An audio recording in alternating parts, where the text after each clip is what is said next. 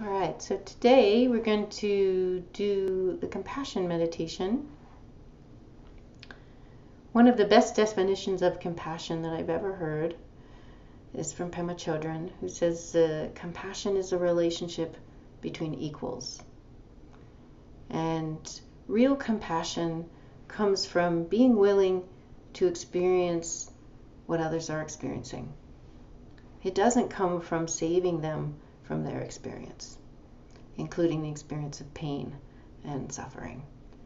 So we often have this kind of notion that compassion is about saving someone or changing what they're experiencing. But real compassion from a Buddhist meditation perspective is the ability to know and act from the place that others are just like me, that there is in some sense no difference between their pain and your pain, and that you're willing to be with them in the experience that they're having.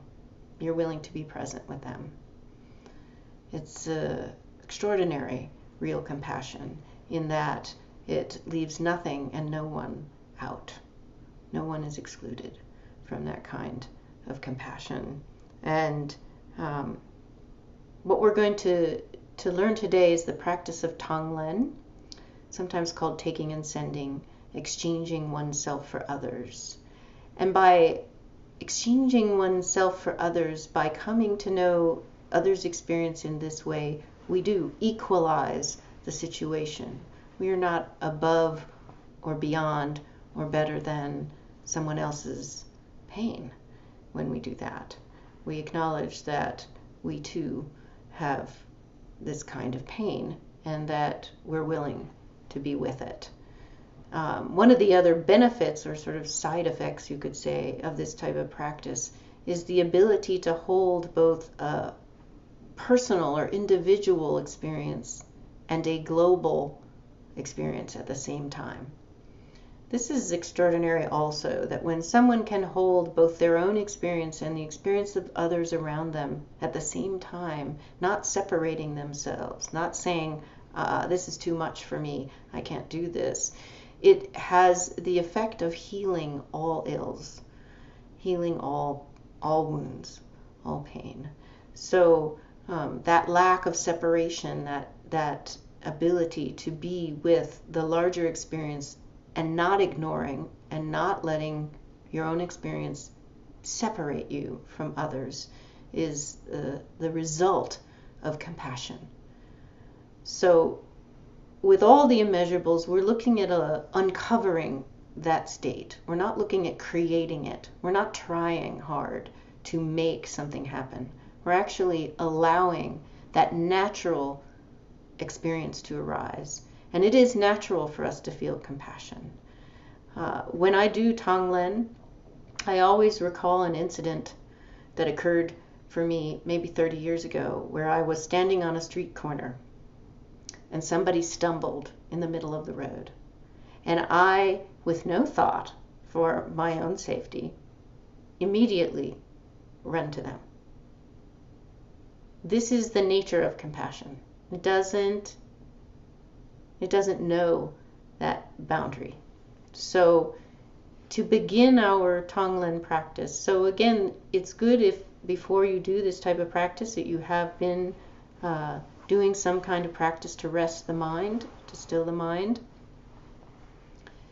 And we're going to begin the practice of Tonglen by flashing on any experience of that open, sort of non-dual state where you feel both your heart is open and you feel motivated to connect with the world around you. So assuming you have that experience, if you don't have that experience that you can recall, it's okay. But if you do, recall it as the initiation for this practice. Okay? So it's hard to contain that or confine that because it happens differently. In the Tibetan tradition, they always say that you should think about your mother. But for us, that might not always motivate us to feel that open heart. But let's just call it open heart. So again, connect with your open heart, flash on that open quality, and then bring to mind someone who you know is suffering greatly. Bring to mind some pain. Now, sometimes this can be you, but for the purpose of our practice today, make that someone else.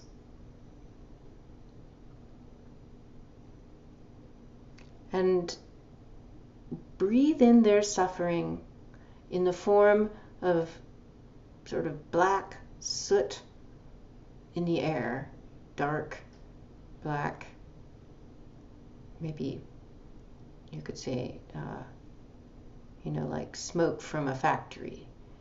So you breathe in their suffering into you, 360 degrees through all your pores. Breathe in their suffering. And breathe out sunlight, clarity, openness, fresh air. Breathe out to them relief.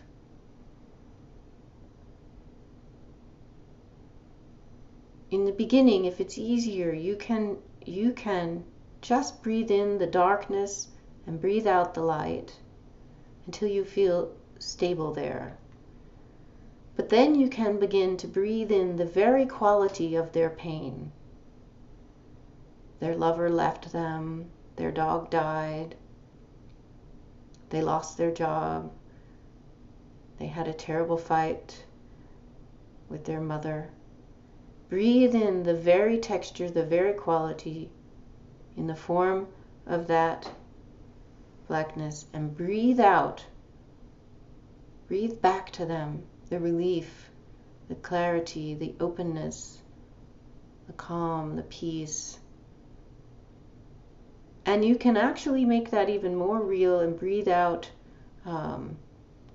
giving them a hug, a cup of coffee, a good meal, nice piece of music, if it helps you to do that.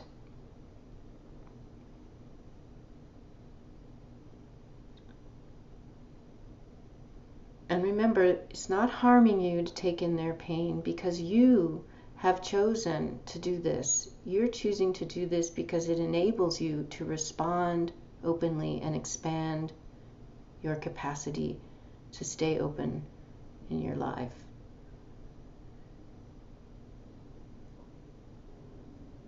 And as you stabilize that, you can begin to expand that to others who may be experiencing that same pain. Those you know in your local area, those you know in the country, and those you know in the world. Know that others, we're all humans, and we all have pain. We all suffer.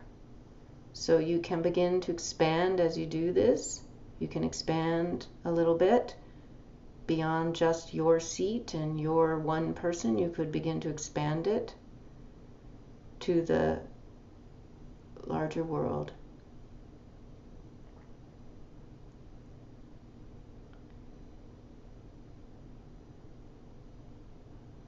And as you do that, you'll notice,